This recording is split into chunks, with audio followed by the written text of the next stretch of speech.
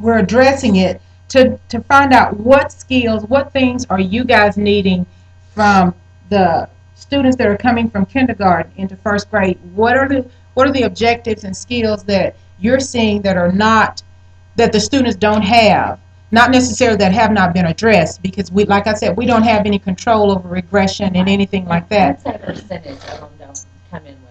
Yeah. I mean, because most of it's been taught. I mean, obviously we write on. What percentage of students are you guys seeing? What skills are they struggling with most when they come to you? Like when you move on to another objective or a skill and they don't have the standard already there in order to be able to complete this skill, which would be like numbers 16 to 20. Well, if they don't have that 16 to 20, when you start doing place value. That's right. Yeah. And we start first with place value. Exactly. When you start, so coming in to first grade, they need to know place value. So CScope doesn't require that we teach place value. I teach it. Yeah. I teach it. But that's not something that CScope requires. And see, the thing about it is, because when we do place value at the beginning of the year, when we talk about numbers. So what I think CScope is saying is, well, they should be strong with numbers. When you come in first grade, I shouldn't have to be fussing about this 1 is in the 10th place and this 6 is in the... Exactly. Because they already know the numbers. They know the numbers. I mean, we can do that for 187 days.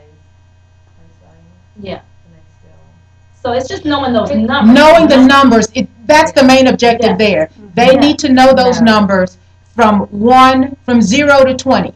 Yes. They at least have those numbers down where they recognize them. They know that the 1 is going to be in the 10th place, the 6 is going to be in the 1's place. They need to have numbers from 1 to 20 down. And they need to be able to recognize that one is larger than the other. You know, like 13 is actually larger than 1. You know, we do that greater than and less than Timmy. I mean, Timmy testing, and we do that. But those are some of the objectives that you guys are seeing that the students are struggling with coming into first grade. So those are the things that we want to address and make sure that we make sure that the students have that down, that foundation is laid and it's firm, so that they can start building on that, because it makes sense. You can't do place value if you don't know the number. So those things need to be in place. I have one more. Sorry. Yeah, that's okay. Go ahead. Along with the capital and lowercase letter, I would like letter formation, because, like, I mean, I know that you guys have to teach it, but there's so many that I'm having to reteach. Yes. So I'm like, okay, are you just completely practicing this wrong over the summer, or is it? I can tell you now that at least half of my students that came in writing formed the letters incorrectly. Okay. So they So learned it. They learned it wrong already. before they ever came to school. Yeah. I did not teach Michael how to write at all. And Mamley came in shocked that he didn't know how to write his name. I said, I'm not teaching him, and then you guys have to reteach him something. Yeah. So that's part of the problem. They've already learned it another way. And so we can show them the correct formation. That's being done. But when they start writing, they write how they learned it. Yeah. They're gonna start make roll that circle like 4 times and then put the Yeah. And sometimes developmentally, the fine motor is just not there. Yeah. Because I know, of course, I'm looking at it from a special ed point of view, but some of these kids are going to continue to make that letter from the bottom up, and it's no matter how much. Pencil grip. Do you guys use the actual? I'm going to buy grips, because my kids, they hold those pencils every kind of way, and I think that makes them tired. So when we get ready to write, I get criers because I don't want to write. You know, their fingers are hurting because they're not holding their pencils correctly. So I'm going to buy some grips, some kind of make them put their fingers in the right correct place. I know which ones you're Yes, talking there's about. some special ones. Yeah. Yes, and they have to put them in that. Force them to put them in the They right. force them. Right. Well, I mean, you can set use like the same thing. I mean, And maybe that's something we can order every morning. Maybe that's something we can order with our monies we get mid-year.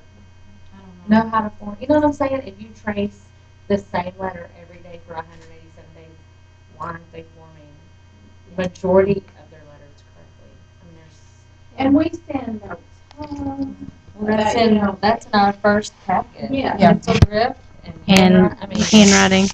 One of our little guys, parents he, last year, was breaking it so hard that, he was snapping pencils, crayons. I bought him the fat pencil. He's fine. He's fine now. I can tell you though that I would say 80, if not more percent of mine is fine motor. I mean, I have a girl that's is gifted beyond words, and she cannot. For fine motor, She cannot write. I mean, I know her name, but you wouldn't be able to read it. I mean, but smart as a whip and knows back and forth, can read up and down, and cannot color inside of a line. Cannot. And her mom's working. Yep. Yeah. They're not getting any experience. Yep. And so, Yeah. those are things, I have kids that, well, they wanna finish coloring, and I'll say, sweetie, you're gonna have to finish that home. My kids are sneaking their scissors home. You know, so they, think about the experiences that the majority of us had before we came to kindergarten. I mean, there was a list of things your parents had to teach. You had to know your first and last name. You had to know your address. You had to know your phone number. You had to be able to toilet yourself. You had, there were basic things. You had to be able to write your name at least somewhat. Kids today are dropped off at the door most of the time without school supplies, and it's here, teach my baby. And they haven't had those experiences. And I know I sound like a broken record when I say that, but you take a child in pre-K, and it takes 5 minutes to see who has had some experiences and who hasn't. Because you've got the kid with the death grip on the pencil, and then you've got the little girl who has older sisters who can trace around the balloon and color it in. And you can just see, and this child over here, he is at such a deficit because of just basically lack of experience. And then you come right in first week and we're trying to write a sentence. Exactly, Mhm. exactly. Oh, and then it's kind of like y'all are not having that first 6 weeks. We're kind of like, we're writing a sentence the first week, literally, writing a sentence. I can, whatever. And they've never even held a crayon or Exactly. scissors in their but hand. And the main thing is, guys, and it's like they were saying, we can't control what they haven't gotten, but when they come here, it's on us. But that's what That- I'm saying. that's If what we it all can't boils- ignore that they haven't. No, we gotta get it. yeah, we've got, but the thing is what I'm saying is, it's on us, so we've got to teach that. figure out how to We've got to figure out how we're going to work that in to help them with fine motor, because they may not get it at home. But how do you do that? Now, for me, it's a whole lot easier. How do y'all do that with CScope? Going so fast and everything. Well, That child that that's used to go where to we do, pre-K, that's where we pull things into our stations, into our centers, where they can practice with those tweezers, picking up things, objects, and putting them into boxes or whatever. We've got to meet that deficit some kind of way, because they're not going to accept an excuse. It's because they're not getting it at home. They're not going to accept that from us. So we've got to figure out a way. How are we going to get it in? How are we going to help these kids to meet the expectations that's being laid out for every student in the district? Because Again, you guys are having trouble with the basics, just the basics. But what I'm hearing is kind of cool in my classroom, because although my kids are special needs, I'm able to do a lot of things that I'm hearing that you guys can't do. For example, the writing. There's special crayons that I use in my classroom that are real small, even from occupational therapists, that makes the child hold the crayon, the pencil. Right. But it allows the child to learn how to hold it the correct way. So it's really cool. The triangle shaped ones. Just little, if I don't have enough, I break the little ones in half and use those. And then teaching writing without tears. Yeah, I've heard of that. Again, it's letter formation, and you're teaching the kids, to follow the little bug, lines. Just read. And again, that's what you're going to use to start, letters, or writing them the proper way. okay, so we know that there are prerequisites that we need to meet for students moving on to first grade, and Christy's making a list of those things. So those are things that we're going to have to work on in order to make sure that our students are ready to move on to the next grade level. The next thing on our agenda is the CScope, YAG, and the IFD, the year at a glance. That's our pacing. And that's one of the things we were just talking about. Yes, it moves swiftly, it moves quickly, but we've got to stay on pace with the year at a glance. Where does it leave room to go back and reteach or stay on it? If these students didn't get it, this objective is supposed to be taught in 6 days. Do we move on from it? And you know your students don't have it. I would suggest continue with it, but you're just going to have to add something else. Add the next objective in there. Don't desert it and just move on because CScope says to move on to the next thing. Your students are still responsible for knowing that information. That performance indicator that's located on the instructional focus document, those students, our students, have to be able to do those things that are on the performance indicators. You've got to make sure that they can do those skills, that they know those skills and they understand what it is that they're supposed to be doing. Because those are the things that are going to catapult them into the next grade level to where that's part of that foundation. So they've got to have that in place when moving on to the next grade level. And that's one of the things that they want us to pay close attention to, your year at a glance and your instructional focus document, because it has on the instructional focus document what the performance indicator is, what the standard is, and that standard is what we should be, when that student goes to the next grade level, that's something that they already have. They should already have when moving on to the next grade level. Don't you think too, that's like the time to maybe do small group? Like some of those You kids should that be don't- doing small group. I mean, To address I'm those saying, things like, then. to address those things that kids, you don't have time to stop and see scope. That would be the time to pull your small Oh, group yeah, for sure. that. That's For kind of sure. what, I think we all probably do, but that would be where you don't have to reteach the whole class, but you pull those 5 kids and say, okay, this is, I've been trying to figure out how during the week, maybe have in the day or sometime 30 minutes where I have the other kids. And I'm not sure what I want them doing so that it's constructive for them also. To pull those kids over that need either to have reteach for a graded paper or Whatever the they objective were is. absent and they didn't get the information. Mm-hmm. I mean, we have to have some time like that, especially if they're not coming to tutoring for anything. Yeah. They're not being brought for that. Yeah. Right, but you need to So- figure out how to put that in your schedule too, because when they come in That's and you reteaching science and everybody else is doing math, you've got to be on schedule because everybody's schedule has to be exactly the same. So what do you do? Do you do that reteach at the end, like you have a math block, or should you be allowing some time at the end of it?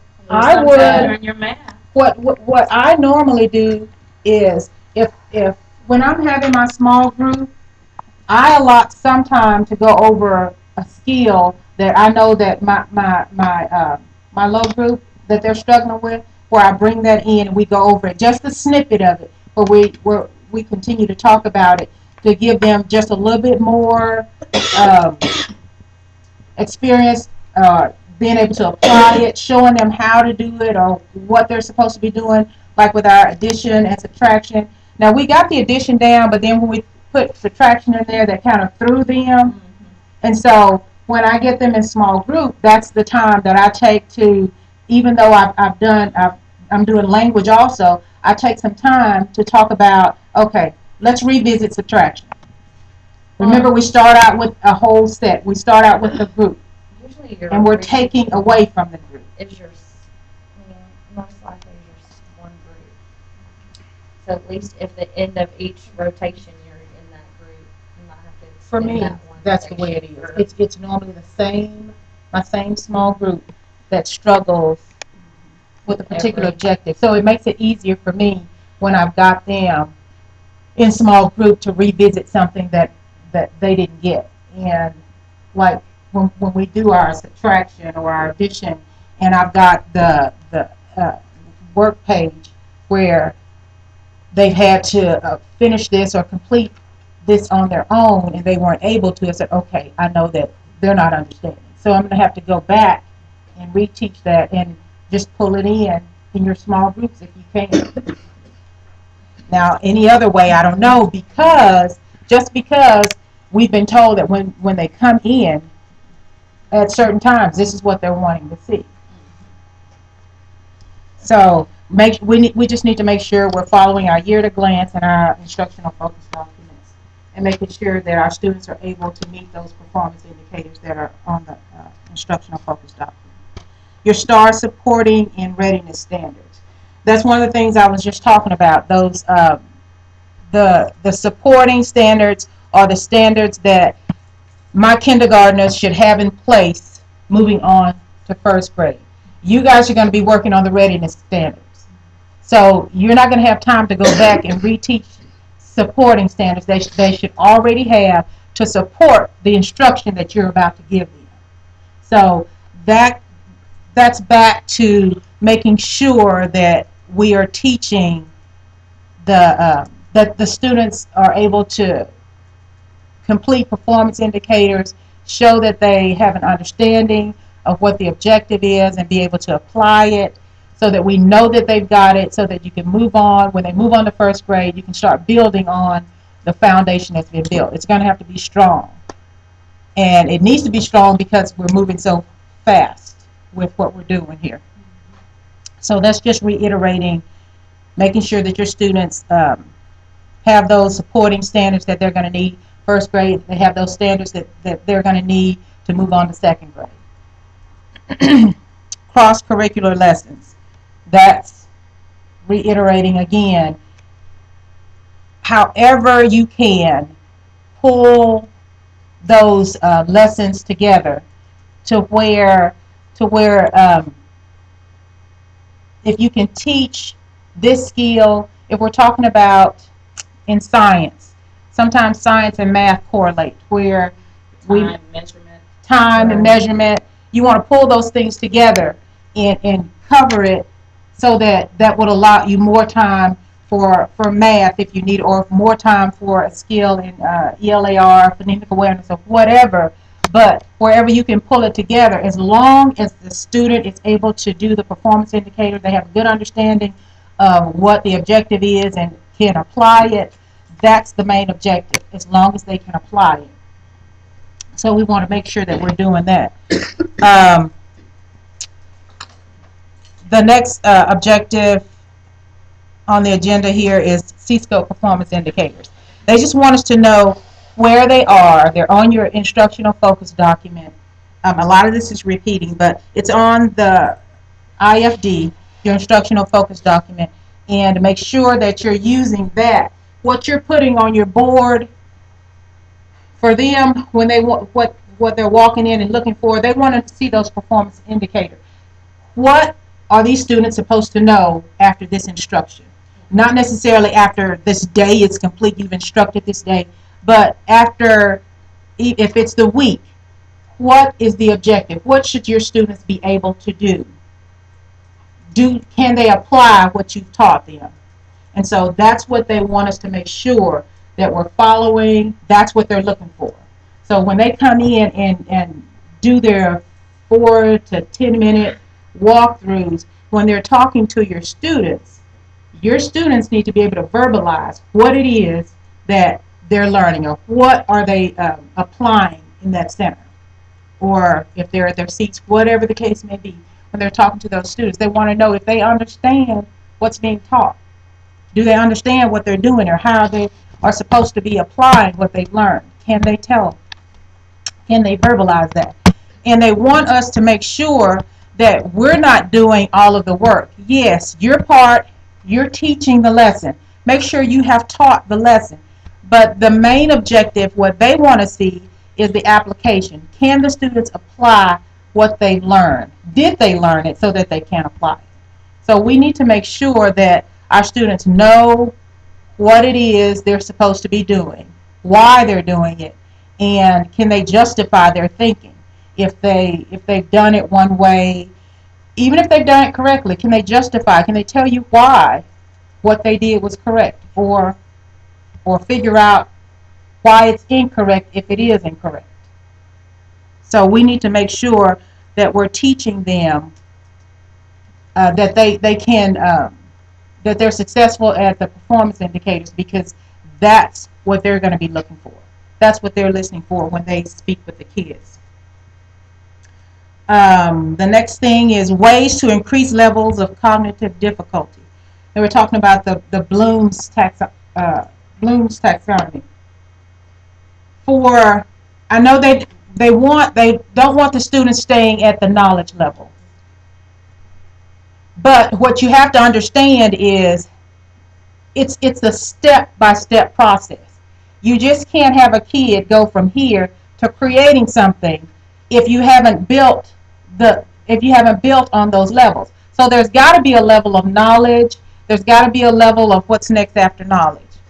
Comprehension. You've got to have those steps in there. They've got to be able to do all those things in order to be able to create. Right. So make sure that you're following Bloom's. They're going to be looking for that. And of course, we know that we just need to make sure that we continue to do the things that we're supposed to do so that it shows that our students are learning and progressing. When we did our Bloom's analysis at the beginning of the year, Mm-hmm. our Bloom's is a whole lot lower than 3rd and 4th grade, though. They understand that, don't they?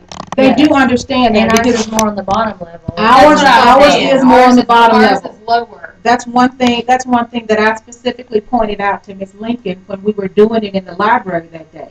Because the previous one we had, they had us up here, which was so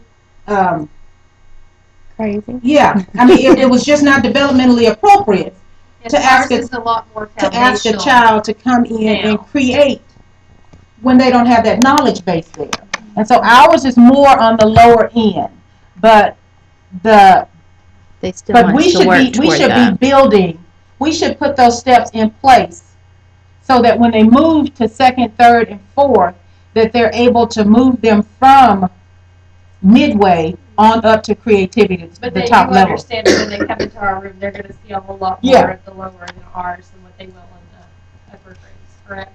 Yes, because I mean, when we did that, That's more, I mean. yeah, that's just. Yeah, I know what you're saying, though. They know that we're not going to be doing, it's going to be we're not creating going on our to be, level. we're not going to be creating 8 times out of 10. We might create like 1 time out of 10 instead. Yeah, I think they understand that, but Okay. they want us to make sure that we are trying to move our students from level to level and not just stay at the knowledge base. You have to let them experience whatever you're learning, and either the creating is let them get their hands on it Yeah, ours is more hands-on. and see what they really know. Yeah. I mean, Because some of them know. Some I'd be of them, surprised if yeah, they're you'd be thinking. surprised. if they don't know enough, then that's where you can reteach some stuff. and fill in those gaps for things that they don't know. Right. The next item is data review of your most recent assessment measures. Your benchmarks, your TPRI. Well, for us, it's going to be TPRI and TIMI. I don't think pre-K, you guys don't have any testing or benchmarks or anything, just your regular teacher testing items that you do. Ours would be istation, right?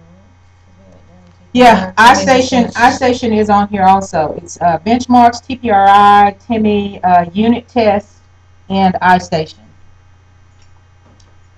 Y'all do unit TPRI, Y'all do TPRI and TIMI. Yes. yes. Our CPR and our TIMI are supposed to be given like next week and the week after. Yeah. So is ours. Yeah, we're on the same schedule for administering those for Most the recent middle of the year. Data analyzing, or are we? Well, I analyzing guess- at the beginning of the year? Since we don't have the information from middle, for the middle of the year, because we haven't done it, it's scheduled for us in the next 2 weeks for us to do that testing. So, I mean, you can't obviously go over that information, but you can go back and look at like your beginning of the year information, and once we test, go back and compare to see if there's growth. And if there's not any growth, what are you going to do to address the issue of there not being any growth? Find out what's going on. If something is going on, we should already be looking at istation to see where the growth is or where there isn't any growth, because those graphs in there tell you exactly, specifically, comprehension. I mean, you can see if there's growth or if there isn't. And but I've already used it. I mean, as a tool with one of my students' parents to let them see that, okay, we're flatlined here. We're not seeing any growth anywhere. I need to tutor, because we were having a problem with tutoring. So once I set them down and showed them the information, this is what's happening. This is what needs to happen. I need to tutor. I need to intervene here so that we can get her moving. So finally, agreement to tutor, and we're seeing some growth now. So take those tools, use them to your benefit. Sometimes parents need to see it in black and white, color, whatever it is, but they need to see it to where, so that they understand, I'm not just saying this, I'm showing you that we're not seeing what it is we need to see, and so I'm going to need your support in helping your child to reach the goals that have been set out. I use that for TPRI and Timmy too, I'm sure y'all do. Well, For the district, so. Different, but TPRI, like, I use that too, like, okay, they're still developing on the same thing at the beginning of the year as they are now. Mm-hmm. They should have at least maybe gotten one of them. Yeah, so we've got those tools, and we need to use those tools to help our students as much as possible. Our next item is effective ways to administer CScope assessments that best promote student success. We don't have the CScope assessment, so that they're basically referring to the second, third, and fourth who are administering the CScope assessments. But we need to start preparing our students for those assessments. That's why it comes back around to those performance indicators. We need to make sure that our students are prepared and they can do those performance indicators, because when they get to second grade, they're going to be expected to do those assessments, and those assessments are difficult. We've already heard from the upper grade teachers that they're very difficult. So we've got to make sure that we've prepared our kids with a firm enough foundation to when they move on, then the weight of the information coming in from the next grade level doesn't break the foundation. We've got to have the foundation strong enough to where they can build on it, and they've got to move quickly. And then the last item on our agenda today is effective usage of istation to document student progress. And we talked about that also. So we know that istation is a tool that benefits both the students, the teachers, and beneficial to the parents. Catherine sends the student summary with all the graphs on it, with the report card, which is a great idea.